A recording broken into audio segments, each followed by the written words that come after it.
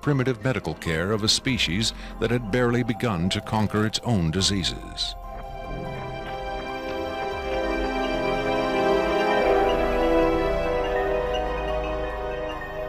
But as we will hear, there are those who claim that to the aliens, death is not a final end to be feared, but a mere transition. It was in the late 40s and early 50s that the U.S. government's policy toward UFOs was formulated. Publicly, there was Project Blue Book, which made a great show of gathering data on all the major UFO sightings, finally declaring them all to be hoaxes, mass hysteria, or swamp gas. But secretly, there may have been another policy at work.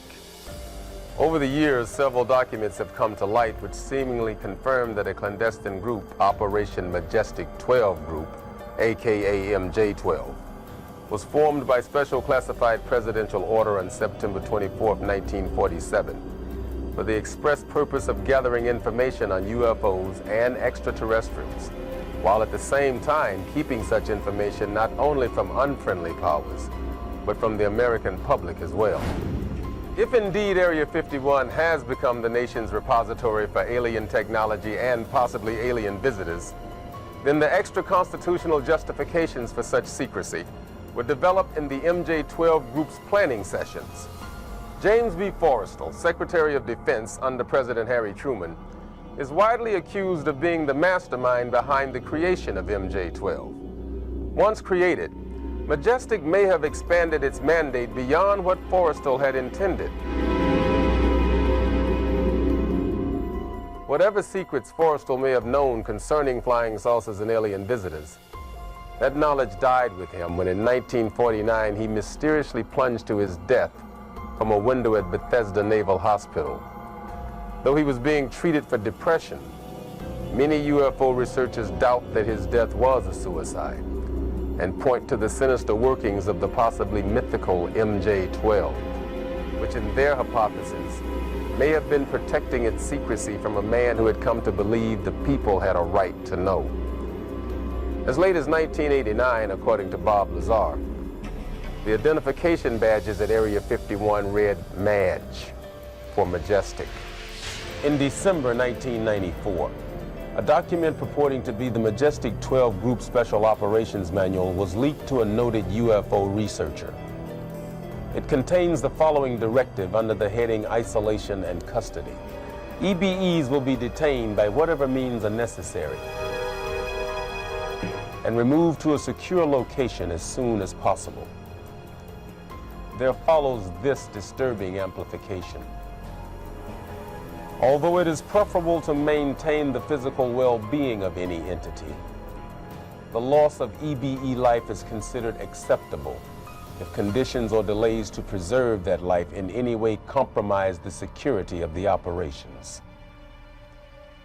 From the beginning of the UFO age, it seems, secrecy was always the government's prime directive.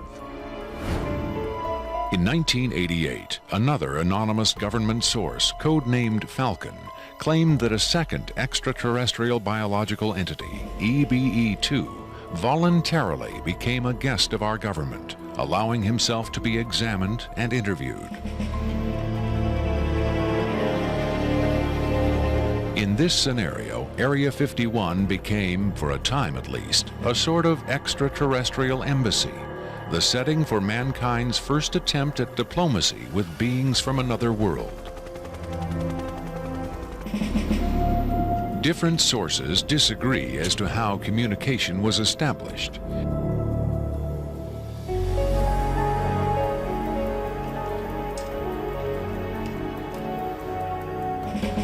There is universal agreement that the EBEs are incapable or unwilling to speak human language. In addition to the pictographs used by EBE-1, it has been reported by Falcon that in the early 1950s, EBE-2 was fitted with some sort of artificial voice box, allowing him to speak words, and that he learned the English language very rapidly. Other sources doubt this story, however. By our kind, do you mean we Americans? What has been reported most persistently is that the aliens communicate via thought projection, or telepathy. They would have been tortured, made to give up their secrets, instead of questioned in this friendly manner. We cannot be forced to communicate. Has it been tried? Not by us. We speak to who's ever willing to listen.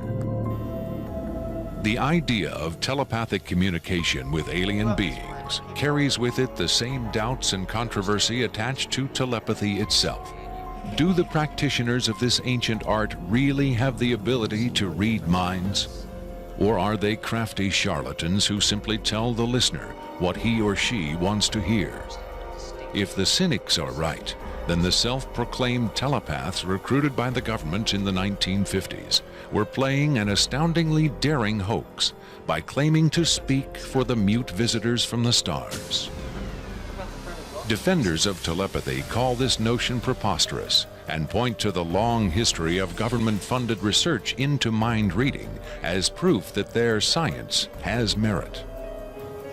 In the last 4 decades, there have been persistent, often contradictory rumors and even eyewitness accounts of other alien visitors meeting secretly with military or government officials.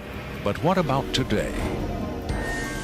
The Tester Corporation has recently come out with a model kit of Gray, the extraterrestrial life form, and a scale model of the so-called sport model, the UFO Bob Lazar says he studied at Area 51. This UFO kit has quickly become one of the most successful model kits in the history of the company. If the military is, in fact, conducting tests of extraterrestrial spacecraft at Area 51,